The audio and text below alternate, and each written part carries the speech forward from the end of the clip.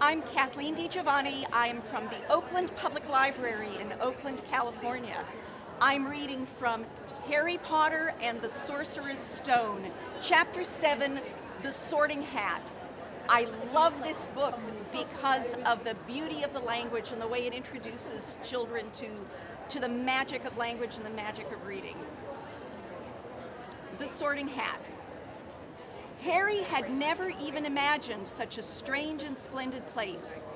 It was lit by thousands and thousands of candles that were floating in mid-air over 4 long tables where the rest of the students were sitting. These tables were laid with glittering golden plates and goblets. At the top of the hall was another long table where the teachers were sitting.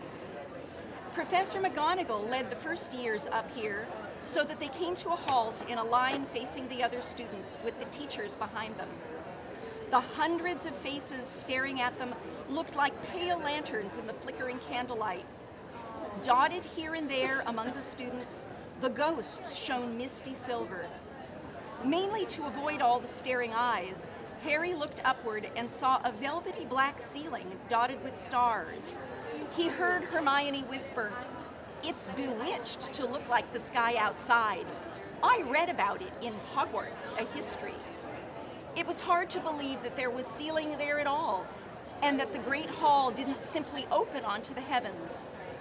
Harry very quickly looked down again as Professor McGonagall silently placed a 4-legged stool in front of the first years.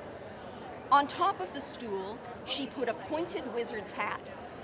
This hat was patched and frayed and extremely dirty. Aunt Petunia wouldn't have let it in the house. Maybe they had to try and get a rabbit out of it, Harry thought wildly. That seemed the sort of thing. Noticing that everyone in the room was now staring at the hat, he stared at it too. For a few seconds, there was complete silence. Then the hat twitched. A rip near the brim opened wide like a mouth, and the hat began to sing. "Oh, you may not think I'm pretty, but don't judge on what you see. I'll eat myself if you can find a smarter hat than me. You can keep your bowlers black, your top hats sleek and tall, for I'm the Hogwarts sorting hat, and I can cap them all. There's nothing hidden in your head the sorting hat can't see. So try me on and I will tell you where you ought to be. You might belong in Gryffindor, where dwell the brave at heart. Their daring nerve and chivalry set Gryffindors apart. You might belong in Hufflepuff, where they are just and loyal. Those patient Hufflepuffs are true and unafraid of toil. Or yet, in wise old Ravenclaw, if you are a ready mind, where those of wit and learning will always find their kind.